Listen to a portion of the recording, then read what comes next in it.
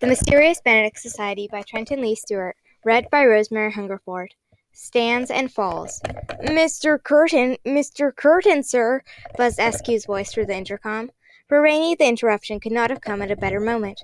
For what seemed an eternity now, he watched Sticky alternately frown with effort and smile with relief, his tease-colored skin going almost as pale as honey, and perspiration trickling down his cheeks like tears. But the frowns had at last faded away, replaced entirely by the pleasant, contented smiles. Sticky had made a great effort, but in the end he couldn't help it. He had stopped resisting. Mr. Curtin, however, did not welcome the interruption. After a night with too few sessions, he'd finally gotten a messenger into his whisperer again, only to struggle unexpectedly. The machine had gone bulky as an old donkey, losing Mr. Curtin's train of thought and sometimes misunderstanding him altogether. Usually the mental effect for him was of speaking into a telephone and hearing his own voice in the receiver. But this session had been like hearing himself through a static radio. It was the boy, it must be, and Mr. Curtin had just begun to suspect that George was an unfit messenger after all, that in fact he might be untrustworthy, when the session improved. The boy's mind grew more receptive, the whisperer's wrinkled messages straightened, and Mr. Curtin had at last settled into some real productive work. He was just finishing the session when the interruption came. "Mr. Curtin, please, sir, it's an emergency." "Rats and dogs!" Mr. Curtin said furiously, thrusting off his red helmet. Behind him, the cuffs and blue helmet freed Sticky, who rose wobbling in a state of weak confusion. Rainey leaped forward to support him. "What is it, SQ?" Mr. Curtin said, pressing the intercom button on his wheelchair. "It had better be important." "It is, sir. 2 students are trying to break into the tower." Rainey closed his eyes. His heart sank. The executives knew what the girls were up to, and SQ was already outside the door. It was over then. After all this, after Sticky had been so brave, had tried so hard. "2 students?" Mr. Curtin was saying. "By students you mean children, do you not?" Yes, sir," came SQ's uncertain reply. "Do you mean to tell me you can't prevent 2 children from breaking in?" Well, sir, we're sure to apprehend. We're sure to catch them soon. I just thought I should alert you." "Thank you, SQ," said Mr. Curtin, who did not sound at all thankful. "Consider me alerted.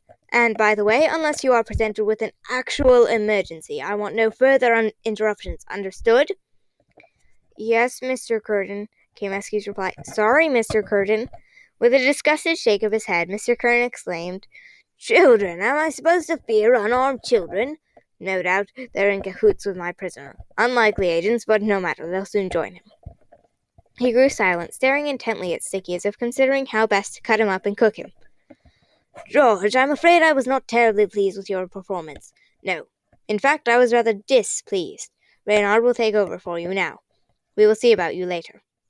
There could be no doubt what Mr. Curtin meant by "we will see about you," but Sticky was too exhausted at the moment to be afraid. He only shook his head. He had done all he could. Mr. Curtin gestured impatiently towards the cushions, and Rainey helped Sticky over to them. Sticky collapsed.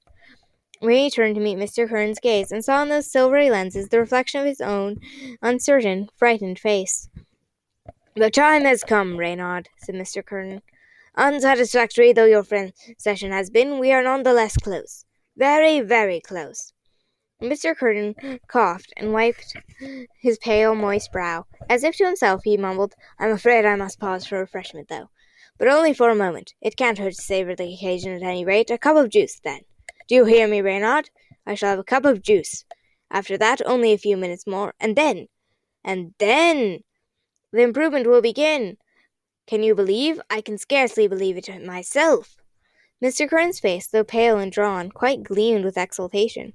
His dream was on the cusp of becoming reality. Rainey glanced at the whisperer. Then his glance hardened into a focused gaze. He couldn't tear his eyes away. Didn't the whisperer look inviting, comforting? It almost seemed to be speaking to him, whispering to him all the way over here. Was it whispering to him? Whispering the unthinkable thing? "Don't struggle for nothing, Reynard. You can still join Mr. Curtin, be important, be a part of something." But Mr. Benedict, Rainey thought. He needs me to. "Mr. Benedict? Is he the one who tricked you into joining him, who encouraged you to cheat on quizzes, who offered you special opportunities? Or was that Mr. Curtin who said cheating doesn't bother him, who rounded up poor unfortunates only to give them a better life, who has offered you a chance to be an executive? How different are the 2 men. Not very, Reynard. The only difference is that one can offer you only suffering now, while the other offers you a way to belong, a way to relieve the loneliness. Shaken, Rainey thought, But Miss Perumal, you can help her. You can warn her. Tell her to keep quiet about the voices in her head. You'll have Mr. Curran's ear. You can vouch for Miss Perumal. You can protect her. Ray clasped his head to his hand. But would she want me to do that? At such a cost? No, she wouldn't. And yet it's impossible. There's no way out. Mr. Curran had finished his juice and was watching Reynard watch the Whisperer. You've missed it, I see, purred Mr. Curran. Well, miss it no longer. Take your seat, Reynard. Take your rightful place. Maraine's mind was so foggy. Had Mr. Curran said your rightful place, or was that his own mind? And who had been talking to him before that? Wasn't it the Whisperer? No, he realized. Unfortunately not. It wasn't the Whisperer at all. It was Rainey himself. Reynard, Mr. Curran prompted. Rainey made his way towards the Whisperer. The session would go quickly. A few minutes, Mr. Curran had said, and then it would be over. And then he swallowed hard. What would happen to Constance? Would something dreadful happen to her when Mr. Curran boosted the power? And what would become of the others? He looked back at Sticky, slumped on a cushion in a posture of weary defeat. Despite his terror, in the face of the Whisperer's irresistible power, Sticky had resisted with all his might. He would never have done that if not with Rainey's urging, and now it had put him into disfavor with Mr. Curran. Was Rainey really going to help Mr. Curran? It would be a betrayal of their friendship. And Kate, to think of what they'd been through together and the risks she'd taken. Let there be the curtain! The cuffs clasped Rainey's wrist. The helmet lowered. Rainey closed his eyes, only to see the faces of his friends. He remembered the final question of Mr. Benedict's first test. Are you brave? Now, at least, Rainey knew the answer. He wasn't brave. He had only hoped he was. Good, said the Whisperer. What is your name? Just get it over with quickly, Rainey told himself. Welcome, Reynard Muldoon. Welcome, Rainey repeated. Yes. Welcome was such a welcoming word. It made you feel a part of something. It made you feel not alone. No, he was not alone at all. And yet, Reynard Muldoon, what do you fear most? In his mind's eye, Rainey still saw the faces of his friends. Sticky, Kate, Constance, all watching him with concern. They'd been through so much together. Was he really going to betray them? You could never be more alone than if you betrayed your friends, Rainey said to himself. Instantly, the Whisperer's voice said, Don't worry, you will never betray your friends. You are brave enough. Rainey was so startled he almost laughed aloud. The Whisperer was too perceptive for its own good. At the most important moment of all, it had given him just the encouragement he needed, the encouragement to help him fight it. Let us begin, said the Whisperer. Rainey was flooded with a terrific sense of well-being. Real well-being, not an illusion at all. He would not betray his friends. He knew that now. He had confronted his worst fear, and now it was gone. No need for the Whisperer to deny it. There was nothing left to deny. Let us begin, the Whisperer repeated. Rainey braced himself. Let the worst come. He would be brave enough to resist, and he would not be alone. Let us begin, the Whisperer repeated more insistently. Not just yet, Rainey thought.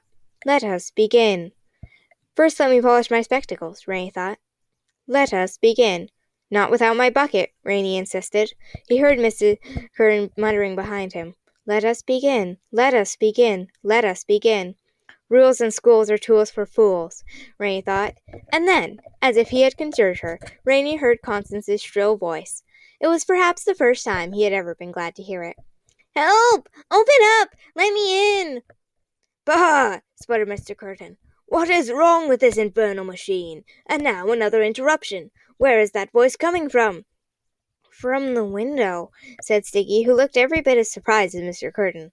The window? Mr. Curran said, thrusting the red helmet from his head and looking towards the window.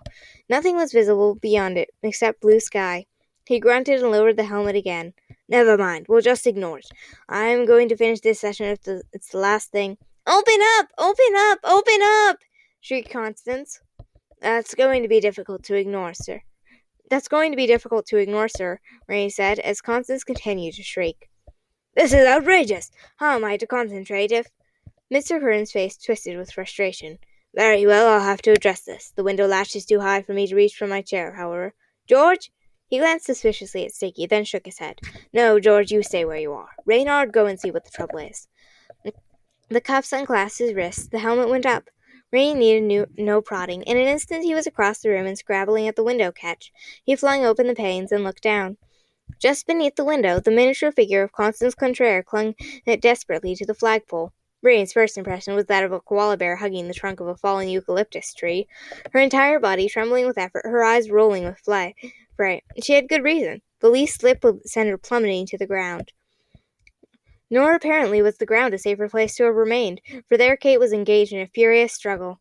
Rainie's heart swelled with pride and hope. It might be bad, but it wasn't over. The girls weren't captured yet. "Well?" Mr. Curran demanded from across the room. "What is it?" Sticky was watching with a hint of new hopefulness. Rainie kept his face turned away. He must not reveal his smile to Mr. Curran. "It's those children Askew mentioned, sir. One appears to have been apprehended. The other was stuck on the flagpole outside the window." Mr. Curran seemed unsure whether to laugh or snarl. "Go ahead and haul him inside, then. This will be our last interruption." "It's a girl, sir," Rainie corrected. "Sticky, can you help me?" Sticky, having recovered a bit of strength, came over to hold Rainie's legs as he reached out and lifted the frightened girl through the window. "Well, well, well, Constance Contraire," said Mr. Curran with apparent satisfaction. "Just as I suspected. I knew all along you weren't to be trusted. In fact, I would have taken care of you long ago if it had not been for—" He gave a sudden start, whipping off his glasses to reveal bright green, horribly bloodshot eyes quite flaming with angry realization. "Had it not been," he repeated, turning those eyes now on Rainie, "for you!" Mr. Curran threw his silver glasses to the floor, as if without them he would have seen the truth much sooner. And then, to the children's great confusion and horror, the fearsome man unstrapped himself, rose from the wheelchair to stand at his full alarming height, and strode across the room to seize them. Kate Wetherall, meanwhile, was fighting for her life. Martina Crowe had been hoping for just this sort of occasion, an opportunity to exact revenge for past humiliations. And now Jackson and Jillson, never the most delicate creatures to begin with, were equally determined to knock Kate about, having been embarrassed, not to mention bruised, by her bucket. Kate might be clever and quick as a fox, but she was a weary fox now, and one among hounds. Still, she had managed to inflict some unpleasantness. In addition to the knot on Jackson's head, his pointy nose was swollen and red where she'd pinched it to encourage her release. Jillson's ear was ringing painfully, the result of a well-placed elbow, and Martina had been rebuffed by an excruciating syringe scrape.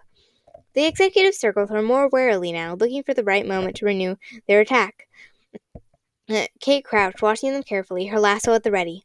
For once, Constance had followed Kate's advice, had untied herself so that the executives couldn't knock her down, and the rope was now free. The others circled and circled, eyeing the lasso, looking for a weakness, but it was Kate who saw one first. Martina had taken an awkward step, was slightly off balance.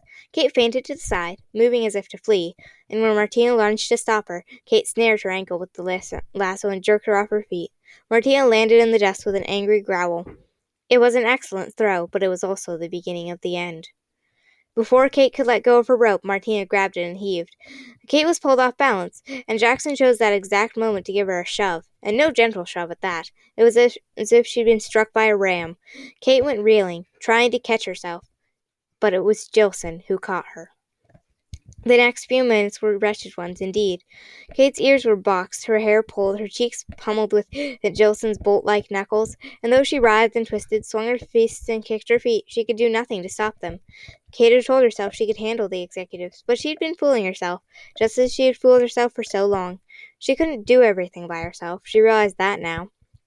Kate stopped struggling. Why struggle? She was of no use now to her friends, herself, or anyone. She was completely overcome, helpless, and alone. The bitter irony wasn't lost on her. The moment she finally admitted to herself she needed help, there was no help to be found. As if reading her thoughts, Martina hissed, "Now you realize how outclassed you are, don't you, Wetherall? I don't blame you for giving up." "Don't kid yourself, Martina," Kate mumbled through bloody lips. "I'm just taking an apple, you yammer on."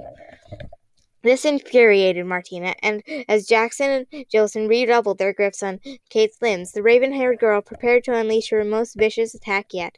Stepping back to get a running start, she cried, "I'll kick you until you beg for mercy, Wetherall. I'll make you suffer until you cry to me to stop. I'll beat you until you admit that I'm the best. You'll do no such thing," said an unfamiliar voice, followed by 3 successive swit, swit, swit. Upon which Martina's eyes crossed, Jackson and Jillson sighed, and all 3 collapsed upon the ground, unconscious, dart feathers blooming from their shoulders as if by magic. Where Martina Crowe had been, Milligan now stood with his tranquilizer gun.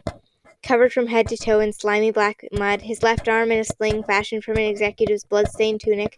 Milligan, wonder of wonders, was grinning at Kate with joyous eyes. That's why his voice had seemed unfamiliar. It was too cheerful. She hadn't recognized it at all. And yet, staring at him all the while, Kate rose unsteadily to her feet. And yet, something about those eyes. There was something familiar about him after all. Something... "Sorry it took me so long, Katy Cat," said her father. The best medicine. "You!" Mr. Kern repeated, looming over the children and growling in particular at Rainey. "You betrayed me, after all I did for you. Welcomed you to my institute, soothed your fears with my whisper, offered you a role in my improvement. After all this, you chose to defy me." "I don't suppose you would accept an apology?" Sticky offered. A cheeky response for him, especially since he was too petrified by the sight of Mr. Kern's towering figure even to reach for his spectacles, though every bone in his body wanted to give them a terrific polishing. Mr. Kern laughed a terrifying screech-owl laugh and said, "Oh, no, I'm afraid not, George. But I thank you for reminding me how pathetic children are. Quick to follow, quicker still to flee.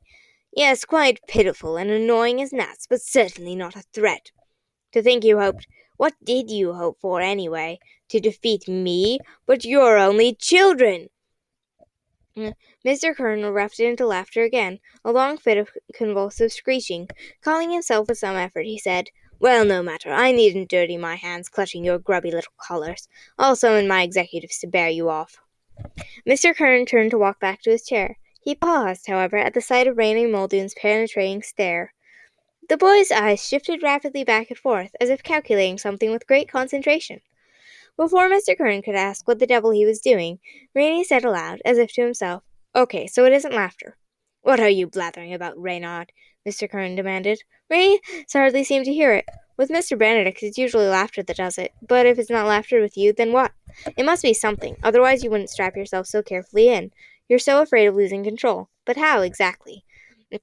Mr. Kern's eyebrows shot up. His entire head quivered like a struck bell. "I have no idea. What the devil are you? Snakes and... I haven't time for your childish," he sputtered. "Yes, you're definitely afraid of something," Ray said, and more forcefully, his eyes lighting up. "The chair, the straps, the reflective glasses, they're all there to keep your secret away from the children." "But why are you so afraid of children?" "Maybe that's why you keep saying we're so harmless. You're trying to convince yourself. In fact, you're scared to death of us. You're like a tiger afraid of mice. Why else would you stand there shaking in your boots?" "It's not unfair, you insignificant speck of dust!" roared Mr. Kern, his face livid with rage. "How dare you? I'll crush you all like the gnats you are!" And with that, he sprang forward, only to drop in a green-plaid heap at the children's feet, where he promptly began to snore. Rainey's breath escaped in a whoosh of relief. Then he nodded. Laughter usually puts Mr. Benedict to sleep. With Mr. Kern, it's anger. "Quick, Sticky, let's tie him up with our sashes." Sticky released Constance's hand, which in his fright he had unconsciously seized, and loosened his sash. "So that's the reason for the chair and the glasses. When he gets really mad, he goes to sleep, but he doesn't want anyone to know. All those times he seemed so furious and then suddenly got quiet," Rainey said, knotting his sash around Mr. Kern's ankles. "I always thought he was getting ready to kill me, but really he was just asleep." Fellows," said Constance, "he's awake." The boys jumped back. Sure enough, Mr. Kern's eyes were open and looking wildly about. When they fell upon Rainey's face, they narrowed with hatred. "Oh, that's right," he said, yawning. "I was on my way over to kill you. But what's this, sashes? Surely you don't think mere ribbons could restrain me?" Rainey's face fell. "I sort of hoped they would." "Then you are even more foolish than I perceived you to be," said Mr. Curtin, and spreading his arms and legs with one powerful thrust, he ripped the sashes in two. "If we're so foolish," Constance shouted before he could rise, "then what does that say about you? You made the boys messengers, even though they always intended to betray you, and we've tricked you again and again. We even know about your narcolepsy, though you tried so hard to hide it. If we're foolish, then you're the greatest fool of all, since we're obviously much smarter than you." For a moment Mr. Kern trembled violently, unable even to form words in his fury. Then his eyes closed, and he sank back upon the floor. "That was fun," Constance said. "That was close," Sticky said. "But now what? There's nothing else to tie him up with." "How about this rope?" cried a familiar voice, and so, to their surprise, Kate Wetherall suddenly leaped in through the open window. She was a welcome sight, but a terrible one. Her cheeks were slashed and bleeding, her lips were swollen, her clothes were torn, her hair stuck out in all directions, and on top of this she was streaked with mud. Yet she seemed cheerful as ever they'd seen her, her bruised black eyes shining with happiness, and her bloody lips spread in a terrific grin. As she knelt to bind Mr. Hearn's hands and feet, Kate eagerly told them what had happened. "Your father!" Sticky cried. "I can't believe it. So that's why Milligan disappeared all these years ago. He was captured on a mission." "But why has he disappeared now?" Frances demanded. "Shouldn't he be here?" "He said he was going for help. I didn't take time to ask for details. I thought you needed me." Ray nudged a slumbering Mr. Kern with his toe. "It's a good thing you came when you did. Otherwise he'd have throttled us when he woke up." "So now what?" Constance asked. Rain was already moving towards the Whisperer. "I've been thinking about what Mr. Curtin said. Though the Whisperer is a sensitive... How did he say it exactly, Sticky? "A sensitive, delicately balanced machine that requires his strict mental guidance for its proper function." "Exactly, and we also know that his computers are modeled on Mr. Curtin's brain.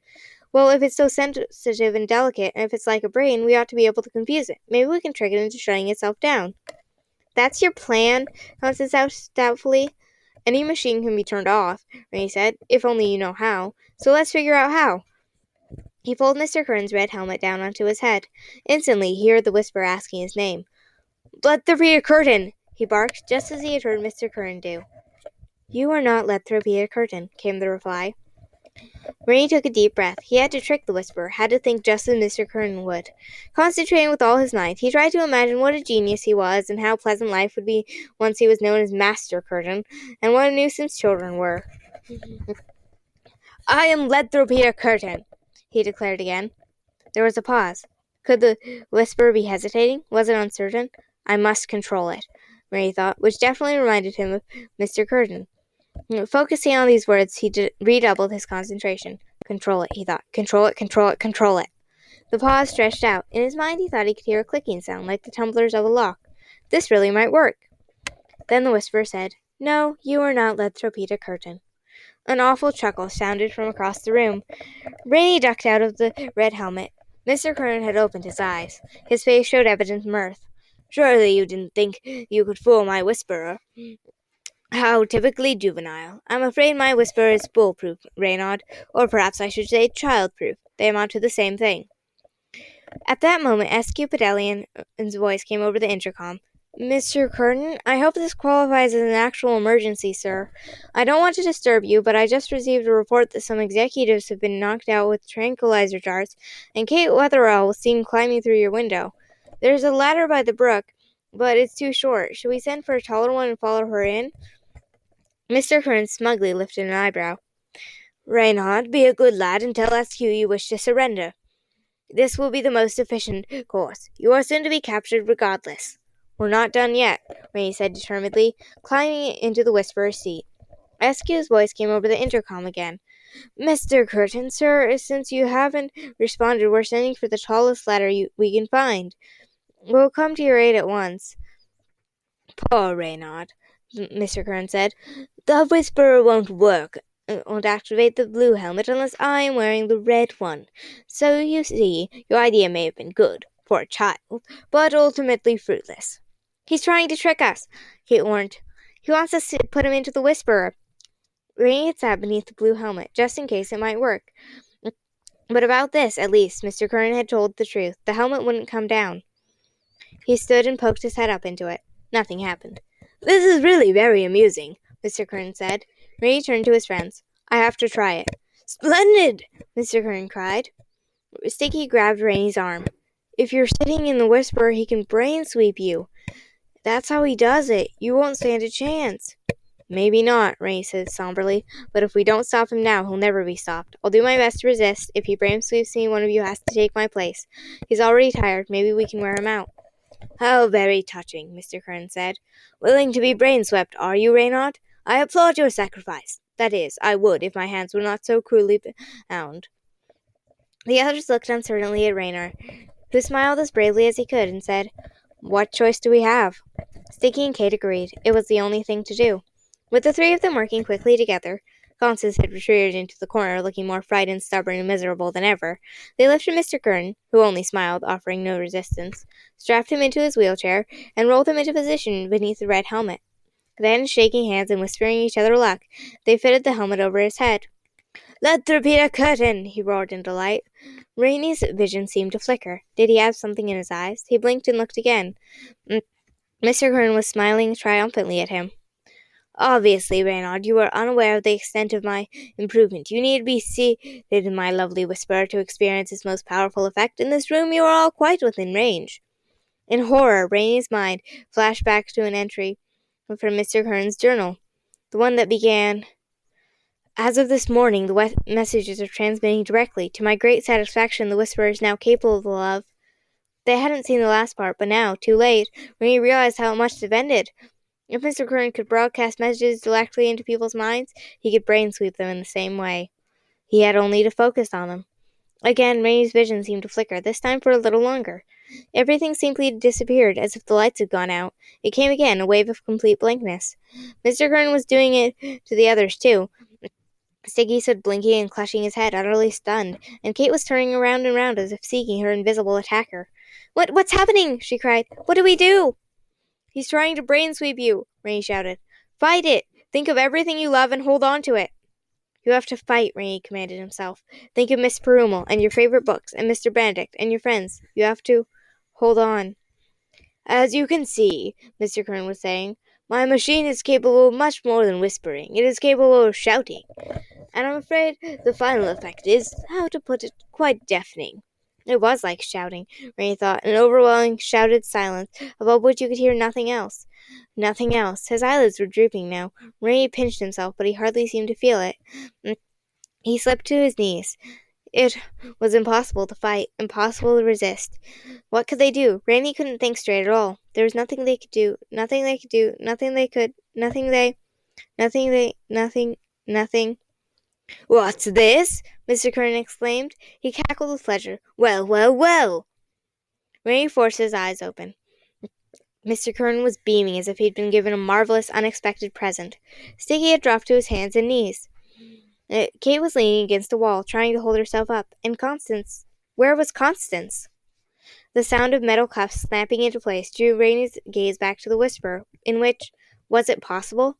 Constance had just taken a seat. Now Sticky and Kate were staring too, their mouths hanging open. Constance Contraire? Already the blue helmet had lowered onto the tiny girl's head. Her eyes were squeezed shut, her mouth set tight and grim. She looked as cranky and unhappy as they had ever seen her. "Rainey Muldoon!" she shouted, and Mr. Kern's delighted grin shifted into a frown. The waves of blankness began to subside. "Why," Kate said, shaking her head to clear it, "why did she yell your name?" "The whisperer asked for your name," Ray said. "Constance is resisting it." "Sticky Washington!" Constance shouted, and Mr. Kern quivered with irritation. "That's the first time she ever used my nickname," Sticky said. He sat up on his knees. "But why has the brain sweeping stopped?" "Mr. Kern must be focusing all the power on her," Rainey said in a wondering tone. "But why would he need to do that?" Rainey leaped to his feet, having realized the answer. "The Great Kate Weather Machine!" Constance shouted, and behind her Mr. Kern said, "Bah!" "Because she's resisting," Rainey cried, "and no one can resist like Constance." For a moment, Constance and Mr. Kern both trembled violently, as if caught in an earthquake. Perspiration poured down the face of man and girl alike. And then, in a voice so loud it hurt everyone's ears, Constance exclaimed, "I don't care!" This was followed by a crazed string of negatives. "No, I won't! I will not! You can't make me! Never! No!" Mr. Kern hissed, "Bend, you obstinate child!" "Never!" Constance shrieked. And indeed, it seemed she never would. Mr. Kern's face had gone quite purple, and drops of perspiration fell from the tip of his lumpy nose like water from a leaky faucet. It was a fierce battle. The children's admiration soared. This was Constance's great gift, the gift of stubborn independence, and she was bringing it to bear with all her might. For all her valiant resistance, though, the child was, after all, only a child. As the minutes passed, Constance's voice grew more cracked and strained, her cheeks redder and redder, her strength closer to failing. She could not hold out forever. Indeed, she seemed ready at any moment to fly apart like a broken doll. Can't we do something? Sticky cried. It's killing her. Yet what could they do but stare helplessly at the poor girl? If they could remove her somehow, one of the others could take her place, but Constance was shackled into place. The children watched in growing despair as the brave child grew weaker and weaker, her voice softer and softer, until at last her cries of defiance were scarcely more than mumbles. And now Mr. Kern's voice came to them. It too was weak, as if the struggle had taken as great a toll on the man as it had on the child. But it was smug none the less. As I told you, and now as you now see for yourselves, children, my creation is foolproof. He smacked his lips and forced a feeble smile. A few moments more, and I believe you can say goodbye to little Miss Con. A loud, booming sound interrupted him. The children jumped. Had the executives come to break down the door? But no, the booming sound didn't come from the door. It came from behind the wall, and was quickly followed by a muffled voice. Katie, are you in there, child? Snakes and dogs, growled Mr. Kern. Who is that, and how did he get back there? Milligan, Kate shouted as they all put their ears to the wall. Where are you? In a passage behind a hidden door, but the door opens from the inside. Is there a lever or switch of some kind? The wheelchair, cried Rainey, dashing to Mr. Kern's chair to steady his buttons. I should have known you'd keep secret engines. When it comes down to it, you're not even half as brave as a child. Rainey was hoping his words would infuriate Mr. Kern into sleep, but Mr. Kern had prepared himself and was not so easily goaded. You're right, I give up, he said slyly. If you promise not to hurt me, I'll tell you which button to push. It's the middle one on the right arm. Sure it is, said Rainey, who recognized the button. Pushing it would admit the executives. He studied the other ones. Let's see. This one's for the intercom. I saw you push that one, too. And these levers are obviously for the wheels and brakes, so that leaves this one. He held his finger above an inconspicuous silver button. You're right, Mr. Kern said with a dramatic sigh. That's the one. Rainey grinned. You want me to think you're trying to trick me. But you can't trick me that way, either. Mr. Kern scowled. Rainey pressed the button, and an electronic keypad popped into view on the wall above Kate's head. Well done, my miserable young spies, said Mr. Kern haughtily. You found the keypad. What a pity you don't know the code. Try 3507, Rainey said. Kate reached up to enter the code. Oh no, there aren't any numbers. It's all letters. Mr. Kern smiled an oily, self-satisfied smile. You must have got that number from one of my executives. Admit I'm impressed. However, I'm afraid not even my executives know the code to my secret entrance. Maybe we can guess it, Sticky ventured. Mr. Kern shook his head as if he pitied them. Do you not see the pointlessness of your efforts? Even if you managed to escape the island, you would have accomplished nothing. Moreover, can be assured my recruiters would come for you. You would be captured by nightfall, and by morning you would be calling me your master. You will be under my complete control. Thank you, Rainey burst out, his face brightening. Mr. Kern was startled. Thank me? You've given me an idea. Aren't you always saying that control is the key? Mr. Kern snorted with contempt, but from the look of fury in the man's eyes, Rainey felt he'd struck the right note. Kate, try the word control.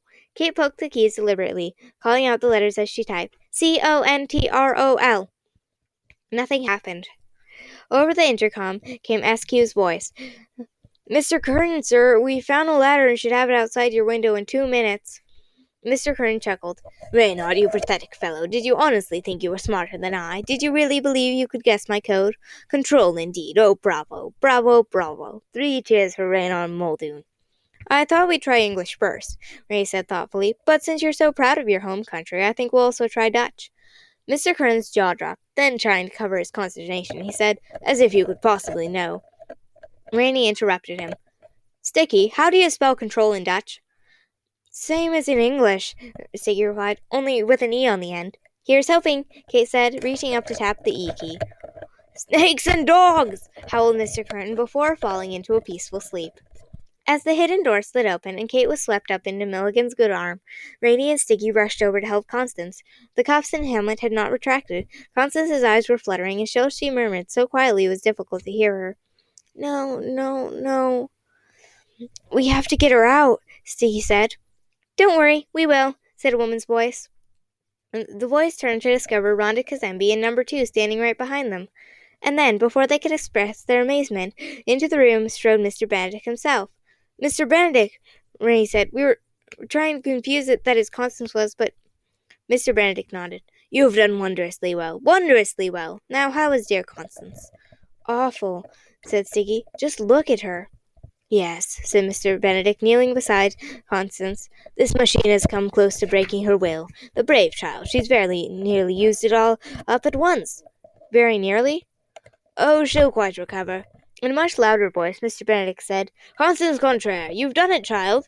The whisper is deeply, profoundly confused. You can stop fighting now. The little girl stopped mumbling, smacked her lips, and opened her eyes. What took you so long? Do you see? Mr. Benedict said with a fond smile, touching her hair. She'll be fine. Constance, dear, please climb down from the chair now. We must hurry. But she can't climb down, Rainey said, indicating the cuffs. What do you know about it? Constance replied grumpily, sliding her tiny wrists free of the metal bands and slipping her head out of the helmet. The boys gaped. You mean you could have gone out any time you wanted? Sticky asked. It would take some pretty small cuffs to hold me tight, she replied. Despite her bravado, however, Constance was so weak she toppled forward when she tried to stand. Mr. Benedict caught her, held her by the shoulders, and looked her squarely in the eyes. I am so proud of you, Constance. You've been very brave indeed. Thank you for your great efforts. Constance beamed with pleasure. There was no time for anything, not to express their shock at Constance's having chosen to remain in the Whisperer despite the agonizing struggle, not to seek explanations for the arrival of Mr. Benedict and his agents, not even to tell Mr. Benedict what had happened. Fortunately, he and his agents seemed to know exactly what to do. Already Milligan had lifted the slumbering Mr. Kern out of his chair and laid him, more gently than anyone thought he deserved, onto the floor. Already Rhonda was ushering the children towards the secret exit, and already Mr. Benedict, allowing himself only a moment to stare into the sleeping face of his brother who had chosen such a dreadful path, already he was taking Mr. Kern's place in the wheelchair and reaching for the red helmet. Mr. Benedict, there's no time, said Sticky. They'll come through that window any moment. There's time, Sticky, but not for everything. Thanks to you children, this machine is disoriented, and I must strike while the iron's hot. Hurry, now, all of you. Make your escape as quickly as you can. The others were dumbfounded, including number 2, who had shadowed Mr. Benedict to the wheelchair and seemed at a loss what to do. You mean you're staying behind? But they'll catch you! They'll kill you! Why else am I here, if not to do this now? He told her soothingly. Milligan, please take my brother with you. We must separate him from his machine. If I fail to disable it, you must do everything in your power to keep him away from it. You know I will, Milligan said, shaking his head. With an uninjured arm, he scooped up Mr. Kern, still bound by Cape's rope, and threw him over his shoulder.